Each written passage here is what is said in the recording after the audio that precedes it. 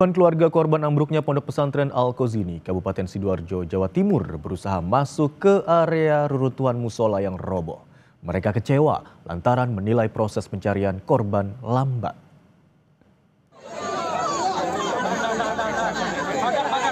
Puluhan wali santri bersama keluarga korban yang hingga kini belum ditemukan mendatangi lokasi ambruknya musola milik Ponpes Al-Khozini, Sidoarjo, Jawa Timur yang ambruk Senin lalu.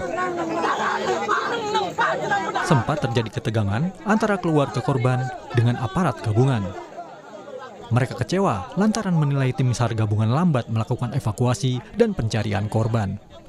Kalau harapan kami, ayo kita gotong royong bersama, kita kerjakan bersama agar masyarakat ataupun wali keluarganya yang ada di sini itu tidak terdampar dan semua bisa dievakuasi secara masing-masing. Itu loh harapan kami. Artinya berarti begini Pak ya, harapannya bisa dilakukan proses evakuasi tidak melibatkan anggota keluarga gitu Pak? Iya.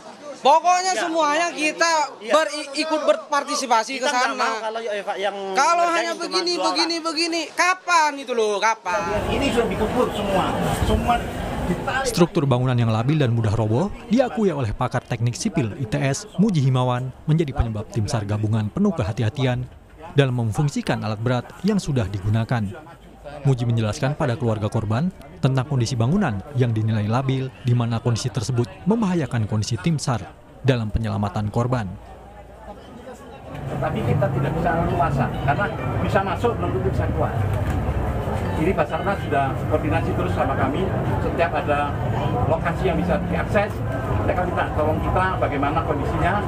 Mereka meriksa, bisa masuk dan bisa keluar. Mereka menunggu kita.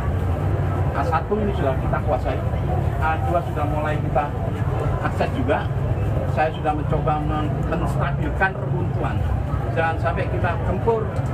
Saudara kita masih di sana, kegencet lagi. Kita hindari. Jangan sampai itu terjadi karena memang kita harus hati-hati. Sejak Jumat dini hari, ekskavator breaker digunakan untuk memecah belahan beton yang menghalangi akses pencarian korban. Tim SAR juga masih melakukan pencarian secara manual dan berharap korban bisa segera ditemukan.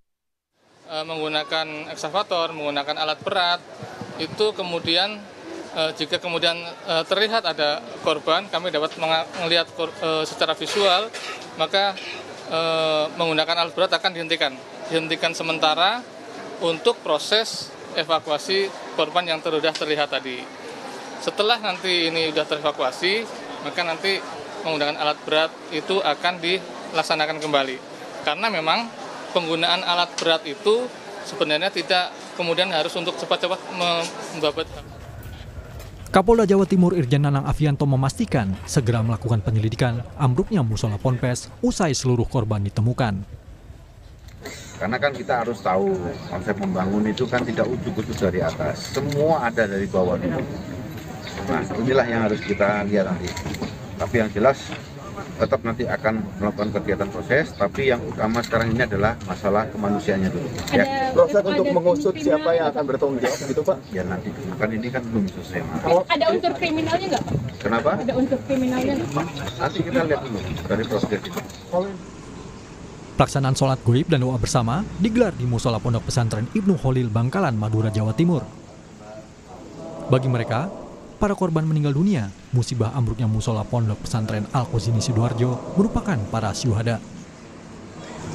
Kami yakin bahwa para santri yang menjadi korban meninggal pada musibah tersebut adalah para syuhada, di mana mereka menuntut ilmu, mereka sedang melakukan ibadah, dan yakinlah di balik musibah ini akan ada hikmah untuk pesantren Al-Khozini, untuk para keluarga orang tua yang anaknya telah menjadi korban.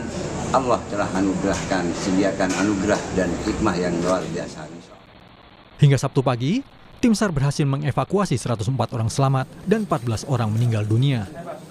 Sekitar 50 orang hingga kini masih dalam pencarian. Tim Liputan, Kompas TV.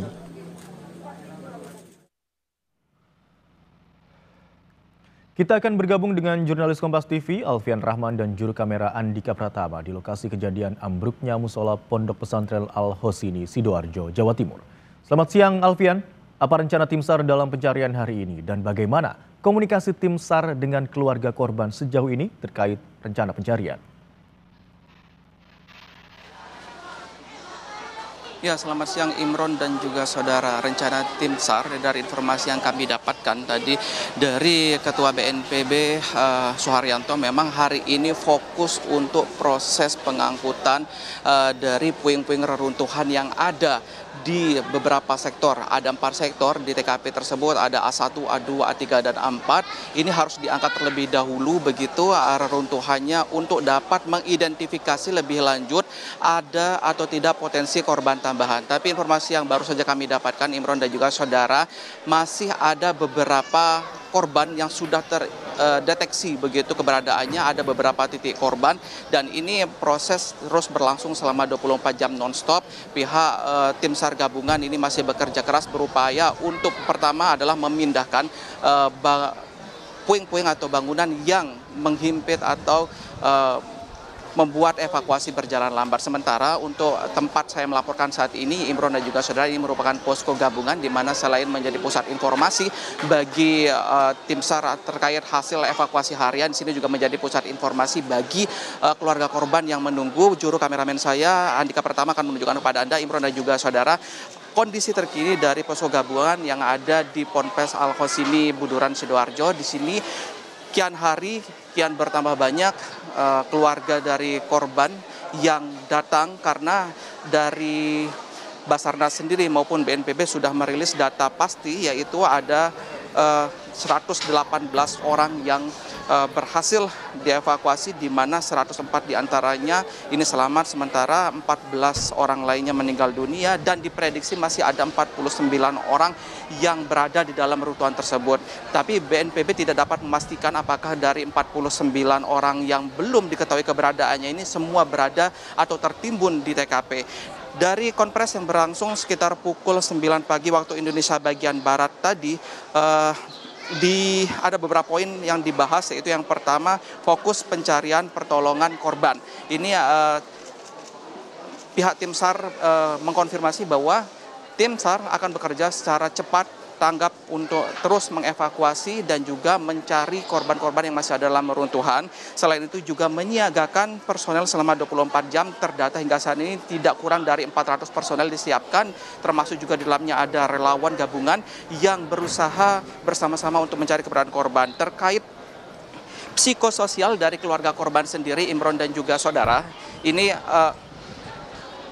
pihak Basarnas maupun juga tim SAR gabungan lainnya ini akan menyiapkan posko pengaduan terpadu begitu yang berguna untuk sebagai pusat informasi. Jadi agar semua keluarga korban yang ingin mengetahui informasi terbaru dari proses evakuasi yang berlangsung hingga hari ini, yaitu hari ke-6, dapat berlangsung atau dapat mencari informasi tersebut di posko pengaduan.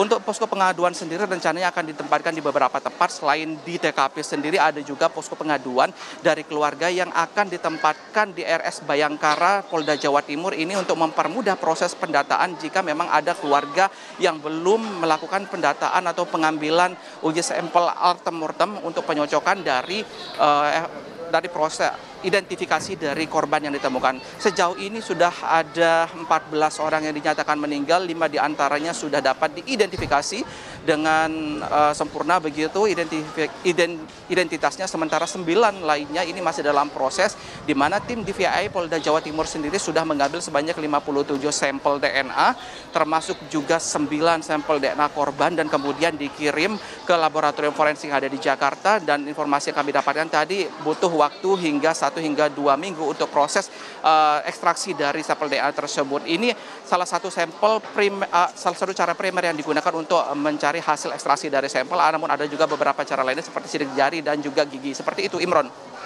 Baik, hingga data siang hari ini ada 104 orang yang dievakuasi dengan kondisi selamat, 14 meninggal dunia, sementara itu 49 lainnya masih dalam proses pencarian. Terima kasih atas informasi yang Anda sampaikan, jurnalis Kompas TV Alfian Rahman dan juru kamera Andika Pratama.